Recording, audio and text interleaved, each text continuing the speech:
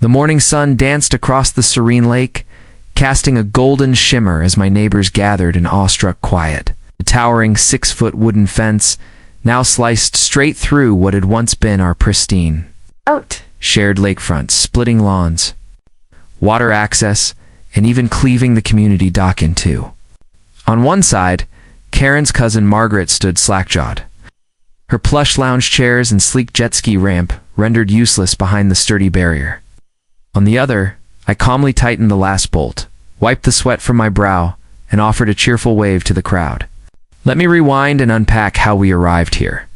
5 years ago, I snagged my ideal home in Willowbrook Estates, drawn by the guaranteed lakefront access in the deed. The property boasted a sandy beach and a beloved community dock where my kids reveled in summer swims, fishing, and memory-making.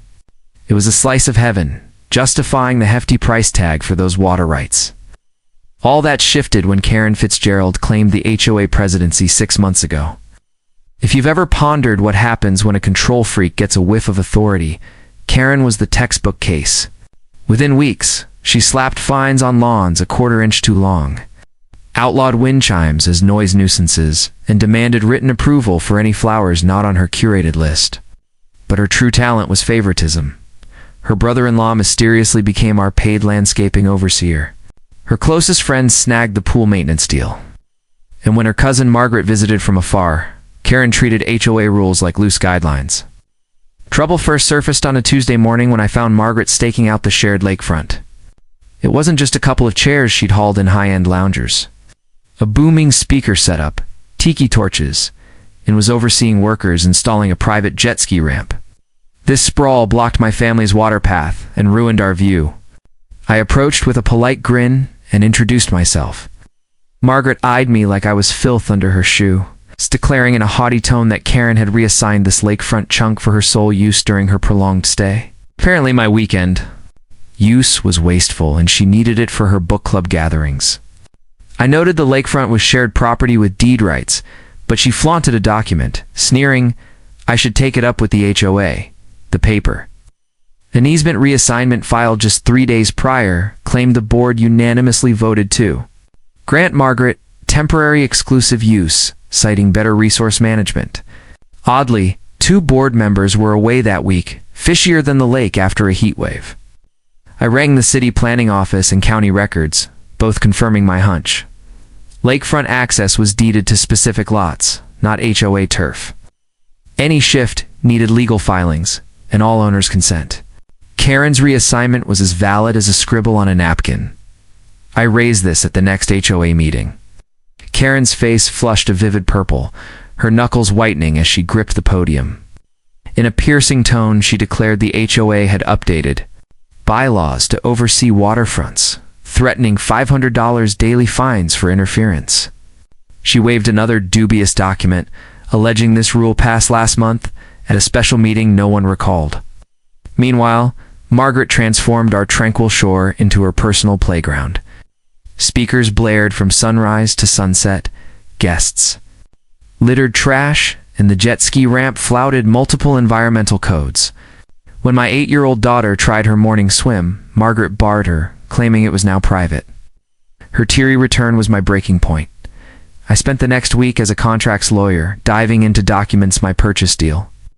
Property survey, HOA charter, in 2 decades of minutes.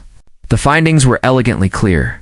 Lakefront access was deeded to specific lots, including mine, and the charter barred the board from altering those rights. Any meddling made board members personally liable. I drafted a formal notice to the HOA and Margaret, giving them 72 hours to clear personal items and restore access, or I'd pursue legal action. Sent, certified, and emailed, I waited. Their reply was textbook. Karen arrived next morning with Margaret and a man posing as a lawyer. More TV drama than courtroom. They tried threats, then bribes. Karen offered waived fees for a year if I'd be sensible. Margaret proposed alternating Wednesdays for my family, and the faux lawyer mumbled about adverse possession and squatters' rights, sparking my laughter. I declined, showing my legal chops, and they stormed off, Karen shrieking I'd rued the day. The 72 hours lapsed with no move. Margaret even escalated, adding furniture and starting a permanent shade structure. Time for phase 2. I hired a surveyor to map the lakefront lines precisely. The results glowed. The deed split it evenly. My half-clear Margaret set up sprawling illegally across both. Armed with this, I hit the hardware store. The clerk's eyes bugged at my fence material order, and word spread fast. At home, my phone buzzed nonstop neighbors, curious if I'd really fenced the lake.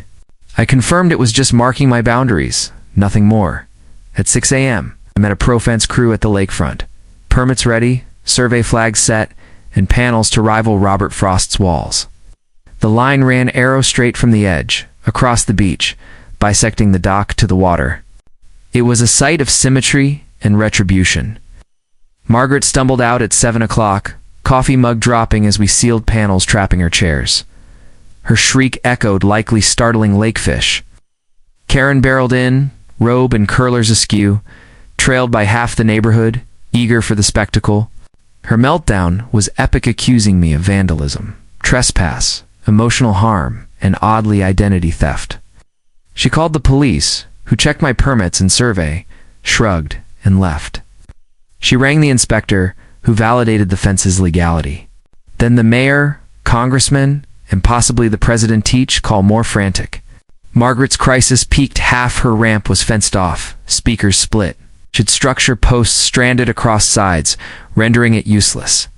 She gaped like a fish as workers abandoned her. That night's emergency HOA meeting overflowed. Flyers branded me a neighborhood terrorist, wrecking values and unity, demanding fines to bankrupt me in fence removal. Then homeowners spoke. Tom Harrison, a retired judge, calmly noted the board's liability exposure. Sarah Chen, whose garden Karen raised, shared her research. Ow. 6 others joined, and resignation calls for Karen swelled to a thunder. The coup. Disgrace came when Margaret's husband arrived, surveyed the mess fence, ruined setup. Her tears and ordered their immediate departure. Overheard, he blamed Margaret's cousin for the costly fiasco. Done with it. Karen's last gasp was an executive order to remove the fence. The board's lawyer, scribbling furiously, cut in her power was void. Her actions invited lawsuits, and the board must mitigate. The vote was quick, unanimous. Karen was ousted as president, effective instantly. But her woes deepened. The board sued her for misusing funds. Her legal budget paid Margaret's easement. An audit showed she skimmed landscaping cash for her brother-in-law's overcharges. 3 months later, Karen faced a judge, tears streaming, as he delivered the verdict. Guilty of embezzlement, fraud, and fiduciary breach. Sentenced to 2 years probation, 300 community service hours, and $47,000 restitution. He cited her power abuse as a grave trust violation. As the gavel fell, she sobbed into her attorney's arms, grasping her tyranny's cost.